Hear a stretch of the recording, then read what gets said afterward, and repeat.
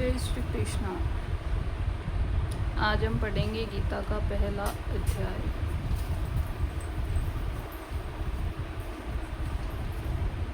श्रीमद् भगवत गीता भाषा प्रारंभ। श्री ओम नमो भगवते वासुदेवाय। वासुदेव विश्वेश्वराय आदि पुरुष अपरंपरि अलेख पुरुषाय नमः। दोहा। जगत बंधु ज्योति स्वरूप जिये की जानन हार। हरि यश मांगन आयो दास प्रभु के द्वार। स्टार्ट करते हैं। जो अर्जुन को श्री भगवान जी ने गीता ज्ञान दिया सो मुझको मिले। भय भंजन भगवान श्री कृष्ण चंद्र जी से किशोर दास मांगता है। हे प्रभु, गीता ज्ञान के उच्चारण करने से तेरे पूर्ण ब्रह्मा को पाता है। हे प्रभु, मैं आपकी शरण में पड़ा हूँ। किशोर दास और कृष्ण दास जो दीन गरीब हैं, और आप कैसे हैं जो संतों की विनय को मान लेते हो। हे कमला वल्लभ श्री कृष्ण भगवत जी, हे कृपा निदान जी, तेरे संतों एवं भक्तों के वार्ते में ये गीता भाषा करता हूँ। और इसका प्रथम अध्याय स्टार्ट होता है।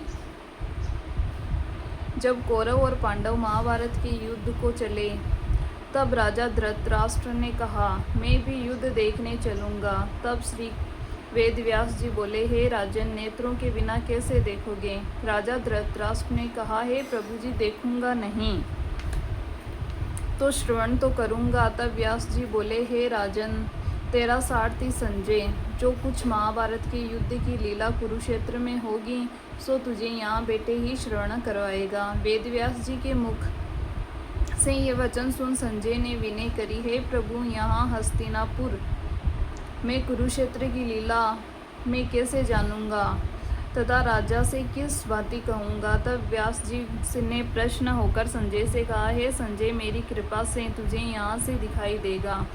व्यास जी ने इतना कहते ही संजय की दिव्य दृष्टि हो गई और बुद्धि भी उसकी दिव्य हो गई।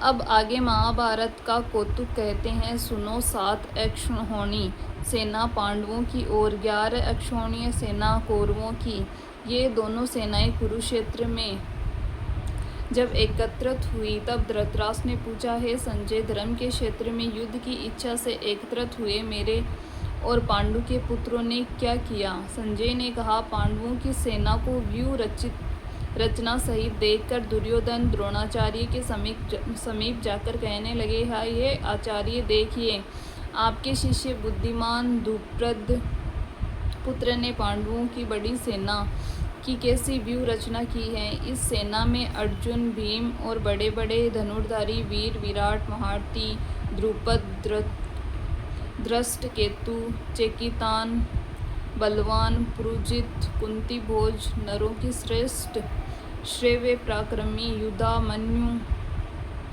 बलवान, उत्तेमौजा, अभिमन्यु व द्रौपदी के 5 पुत्र सबके सब महारथी हैं। हे ब्राह्मण श्रेष्ठ, आपके स्मरणार्थ अब मैं आपकी सेना के प्रधान सेनापतियों के नाम वर्णन करता हूँ। आप भीष्म पितामह, करुण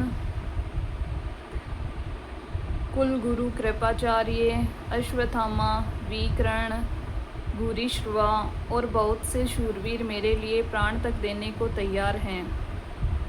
ये लोग शस्त्र चलाने में बहुत चतुर हैं, सब युद्ध विद्या में प्रवीण हैं। हमारी सेना जिसके भीष्म पितामह रक्षक हैं अपार बल, और उसकी सेना के जिसके भीम रक्षक हैं उसमें थोड़ा सा बल है। अब आप सब अपने मोर्चों पर सावधान रहकर सेनापति भीष्म पितामह की रक्षा कीजिए।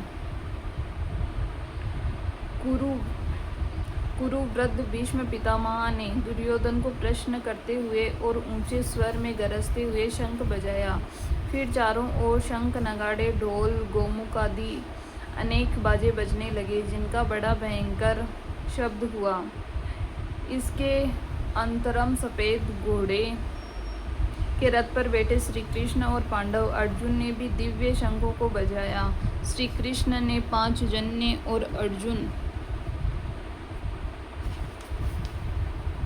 ने देवदत्त नामक शंखों को और भीषण कर्म करने वाले भीम ने पौंड्रिक नामक बड़े शंख को बजाया। कुंती पुत्र धर्मराज युधिष्ठिर ने अत्यंत विजय, नुकुल और सुघोष सहदेव ने मणि पुष्पक और महान धनुर्धर काशीराज शिखंडी धृष्टद्युम्न, विराट, अपराजित सात्यकी, राजा द्रुपद और द्रौपदी के 5 पुत्र तथा महाबाहु अभिमन्यु, इन सब वीरों ने अपने अपने शंखों को बजाया। उन शंखों की भारी शब्द से आकाश और पृथ्वी गूंज उठे और धृतराष्ट्र के पुत्रों के हृदय कांप उठे। हे राजन, अपने अर्जुन ने कौरवों को युद्ध के लिए प्रस्तुत देखकर श्री कृष्ण से कहा, हे अर्जुन, मेरा रथ दोनों सेनाओं के बीच में खड़ा कीजिए, जिससे मैं युद्ध करने वालों को देख लूं कि इस रणभूमि में मुझे किन किन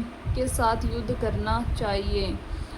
दुर्बुद्धि दुर्योधन की प्रीति करने वाले जो युद्ध के लिए यहाँ एकत्रित हुए हैं, उनको देख सकूं। संजय कहने लगे, हे राजन, अर्जुन की बात सुनकर श्री कृष्ण ने भीष्म, द्रोण और आदि वीरों के सामने उत्तम रथ को खड़ा करके कहा, हे वीर, युद्ध के लिए उद्यत इन कौरवों को देख लो। अर्जुन ने चाचा, बाबा, गुरु, मामा, भाई, पुत्र, पौत्र, ससुर और स्वजनों को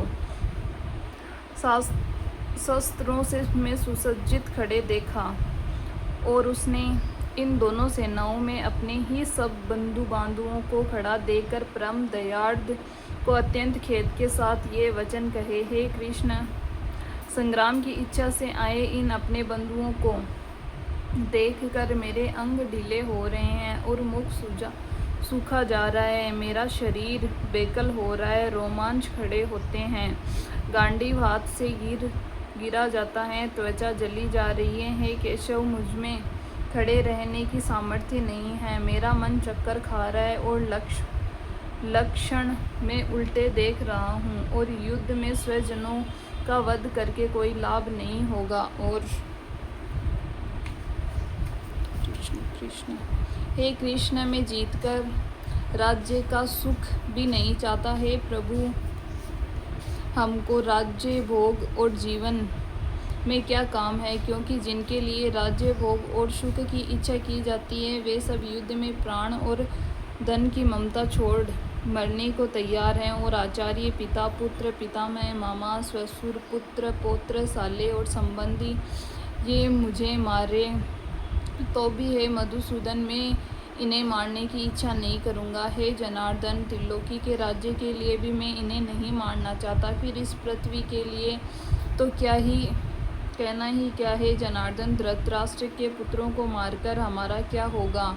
इन अतताइयों का वध करने से पाप ही होगा, इसलिए हमें अपने धृतराष्ट्र के पुत्रों को मारना अनुचित है। हे माधव, स्वजनों को मारकर क्या हम सुखी रह सकते हैं? सब लोभ के वशीभूत हैं, कुल के नाश करने तथा मित्र द्रोह करने में पाप को नहीं देखते। कुल नाश को जानते हुए भी हमको ये पताका से क्यों नहीं दूर रहना चाहिए? कुल का नाश होने से कुल के प्राचीन धर्म नष्ट हो जाते हैं, फिर धर्म नाश होने से कुल में पाप बढ़ता है। हे श्री कृष्ण, पाप से कुल की स्त्रियां वैभवचारिणी हो जाती हैं, जिनके वर्ण शंकर संतान उत्पन्न होती है। वह वर्ण शंकर जिन पुरुषों ने कुल को नष्ट किया है, उनको तथा उस कुल को नरक में पहुंचाते हैं, क्योंकि श्राद्ध तर्पण आदि बंद हो जाते हैं। वर्ण शंकर बनाने वाले दोषों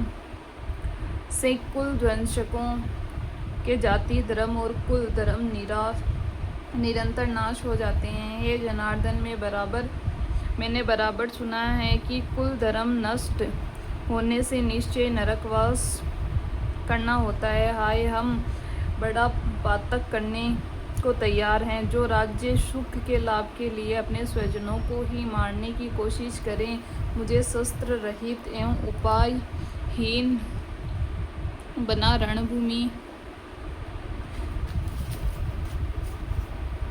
में बांध कर डाल दे तो मेरा बहुत कल्याण होगा। संजय ने कहा, हे राजन, ये कहकर अत्यंत दुखित होकर अर्जुन ने उसी समय धनुष बाण फेंक दिए और रथ के पिछले भाग में जा बैठा। ये श्रीमद् भगवत गीता का पहला अध्याय समाप्त होता है। इसके साथ में प्रथम अध्याय का महात्म्य।